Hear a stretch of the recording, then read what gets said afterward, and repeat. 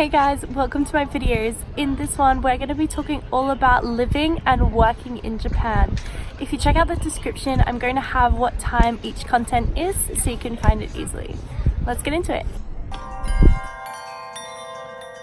So I flew from Brisbane to Sapporo. I think it's called like Chitose. I can never say it.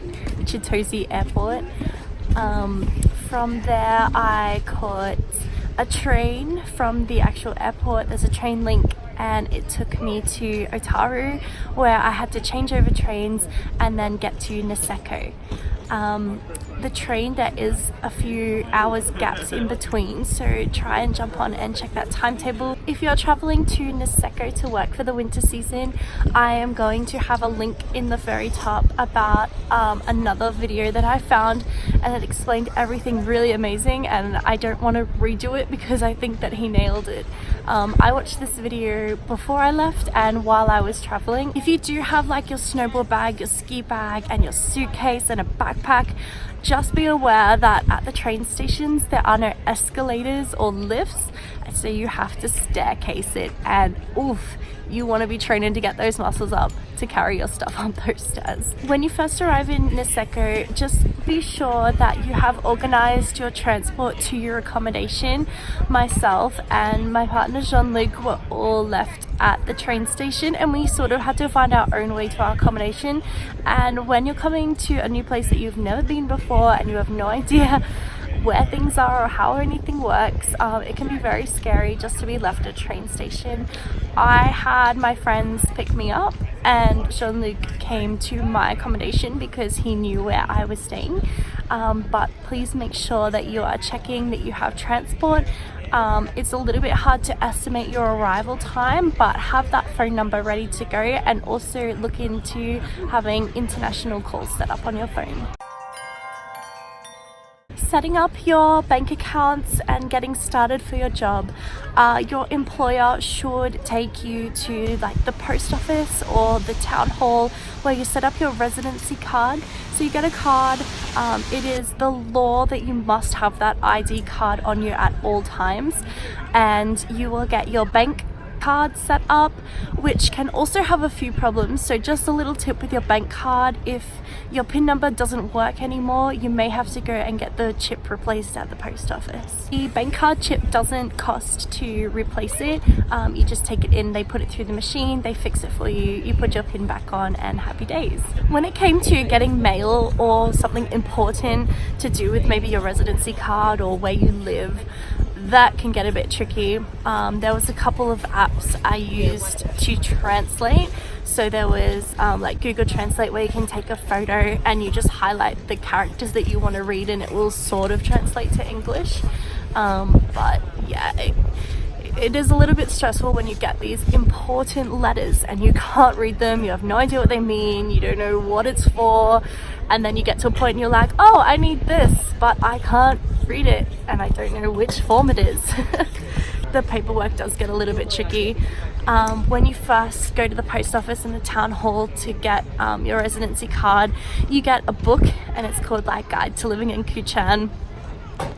So yeah, I'd probably have a flick through that so you can get a bit of information. Accommodation. I don't really know how to go about getting your own private accommodation. I went through staff accommodation with HTM, which is the Hokkaido Tourism Management. So if you are going through that as well, if you live in Harafu or Midtown, that is at the top of the mountain. Living at Midtown, you can't always catch a staff bus, so you may have to be walking up and down the hill to get home. It's pretty good if you want to do like staying out at night up on the hill, because the staff bus is cut off at midnight, so the last one is like 11:50 or 11:53 or something like that, coming back down into town. If you live at Livable Town, or I think it's called, I can't remember, but there's two that are just right across from each other. If you live there, it's like a 5-minute walk through the snow to get to the shopping center or to get to the supermarket, so that one's pretty good. It is a little bit more expensive to live there, but I'd probably say it's one of the better accommodations at Liverpool town. It's like an apartment building and you have 4 people to one place, so it's like 2 people in one room, 2 people in another room. The next one is like backpackers. It's alright, it's like this little lodge. There's not much around it though, so if you're looking for convenience, then I'd probably not suggest being there. And then you have the Kurimisu house, which is the low band bracket for your rent. That is a really good house. It can be very cold in the house, but it is so convenient. So if you want to go to the shopping centers, there's two major supermarkets like 10 minutes away. There's one even that's 2 minutes away, and you're right behind 7-Eleven. And if you're going and you go to 7-Eleven, get the pizza buns. They are amazing. The Kurimisu house is where I lived for the season. So you share a room. You can't have like a 2-share or if you're a couple. But the rooms are very small, so you don't have any storage, basically, no cupboards. We used cardboard boxes from the supermarket to store our stuff under our beds. So yeah, it's not a lot of space in the smaller house, but you do live with like 50 odd people. It's really sociable, and I think that's like a really great part of it, is like there's always someone around, there's always stuff going on, but it gets quite noisy in the house as well, because people, you know, you just walk to the bars and you walk to the clubs, so walk to karaoke, so it's only, you know, a short walk, and when everyone's going home at like 1-2 o'clock in the morning, you'll be sure to hear it.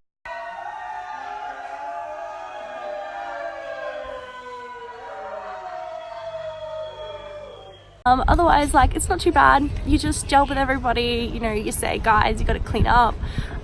There's a massive kitchen, so if everyone chips in, the house managers will sort of sort that out as a cleaning roster or group cleaning up, depending on how they work it for the season. So yeah, that's a really cool system.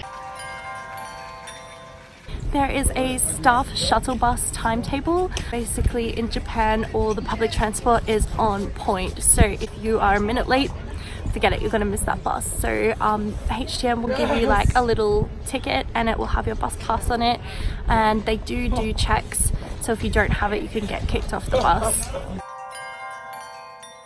If you're going to be working as an instructor through Go Snow, there are 2 bases that you can choose from. One is Gondola, one is Family. Gondola is up the top, sort of on the mountain where you get off the bus. It's like a 5 to 10 minute walk.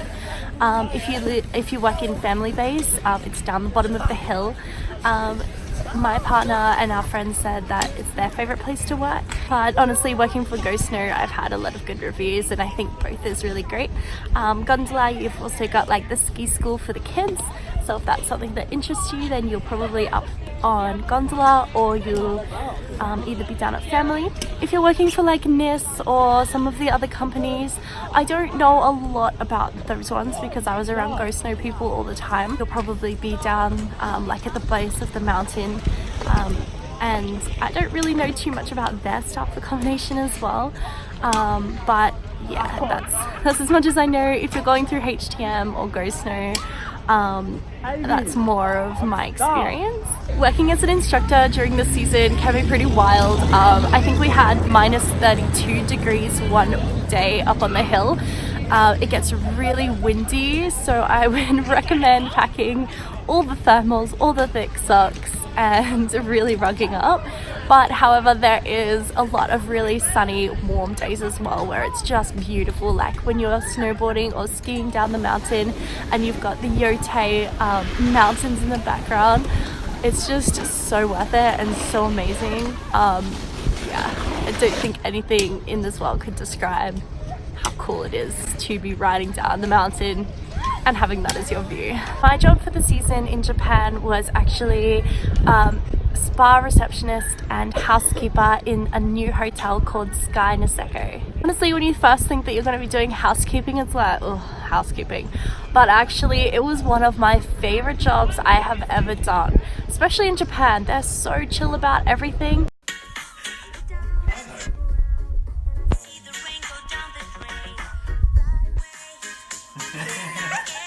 One really funny thing about working in Japan as a housekeeper is they have this thing when you're in Japan, all over Japan, that you take your shoes off at the door, right? So when you go from your house to work, you have like your snow boots on or normal shoes.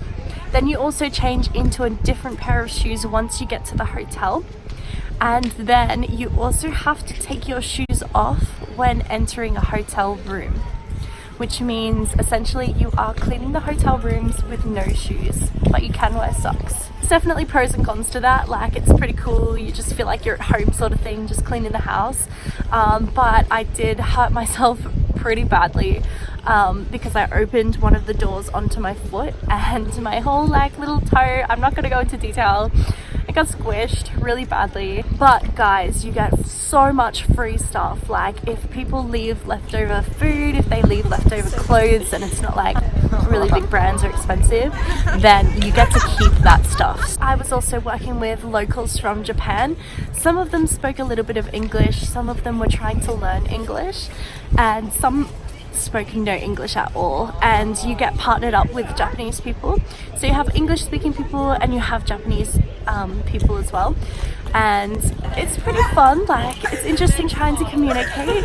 Sometimes it doesn't always go the way you want it to, and there are some misunderstandings, but for the most of it, like, it's so cool to really be in on the cultural experience, because you get to see how they work, how they talk, how they interact with each other. What they have for lunch is like so interesting to see. They have like these little containers full of like little rice and little meat, and it's a really good time working with the actual locals. So I really enjoyed my time at the hotel.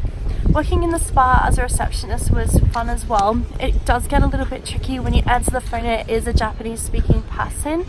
Pretty much you just say "Chitamatte," which is like one moment, and then you just go and grab somebody who can actually speak the language. You always have help though, like if you're doing a position where you're around Japanese people or non-English speaking people, you can generally get by, but it is pretty quick and easy to pick up a few words. I learned a little bit before I went over, and then the Japanese ladies, like, they just want to teach you, so they'll help you along the way. The food in Japan, oh, it is good. There's a few places like that do a really good ramen. They have a little sushi train in Kuchan, and you can like order like hot foods off the menu, like spring rolls. That gets a little bit tricky trying to order as well, but most of like in Niseko especially, they're pretty used to having heaps of foreigners, so there's a lot of help. In Harafu, there's a really awesome pizza shop called Lava Lounge. They make amazing pizzas. They are a little bit more expensive than you would get normally at home. It's because you're up on the hill where everything's super expensive anyway. When buying alcohol, the age limit is actually 20. So if you're under 20, you cannot buy alcohol. However, they don't always do ID checks. Just be really careful though, because if you do get caught, they are very strict about drinking on the streets. So this is like the whiskey in the supermarket. So it's like 3,000 for 4 liters of whiskey. That's massive.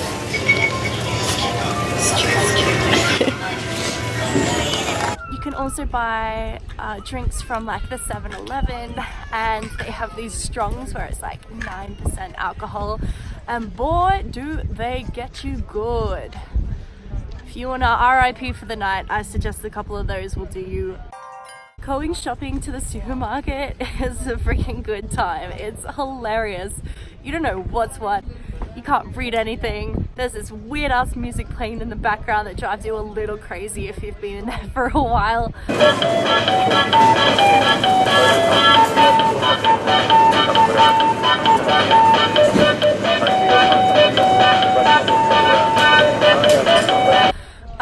It's hilarious trying to go grocery shopping. Like, there's a few good things that you can buy. Everything is like delicious, but everything is quite sweet. So if you get apple juice, it's really sweet compared to the apple juice that you would normally have. It's also like the bread. We had this loaf of bread and it was just sitting out in the cupboard and it did not go off for like a month, and it's only because it was near the heater that it started to go like moldy-ish. It more went hard before it went moldy, just because I think like it's so sweet and probably full of preservatives that it was able to stay the way, like stay alive for that long. If you try and get Western food, it's not going to be like at home. Vegetables and fruit is quite expensive too. So if you're on like a lower wage, you're probably going to get some broccoli, probably going to get an apple, which an apple is like the size of your face. It will probably take you a week just to get through the apple. Yeah, shopping is really interesting over in Japan. You can just get some like marinated meat, get some rice. They have like these already packaged rice. So this one's like a rice that's already ready to go. So all you have to do is put it in the microwave.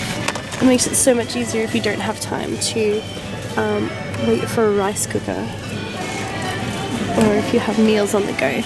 The stuff over here is great. So we make this one. It's delicious. 大変お買い得な一品となっております。ご来店中のお客様はどうぞこの機会にご利用くださいませ。本日も当店をご来店。 Guys, give me a big thumbs up if you enjoyed this. I hope that it's given you a little bit more insight and a little bit more information about living and working in Japan. I'm happy to answer any questions that you guys have that maybe I didn't explain very well, or you want a little bit more information about. Happy to have a chat. Just shoot me a message, shoot me an email, and I will see you for the next video.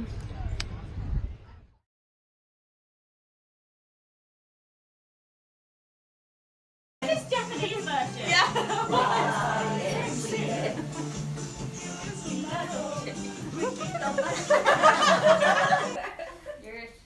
Food is life. Food is life. 頼まれてるんですか？なんかそっちで。俺はいつでもいい。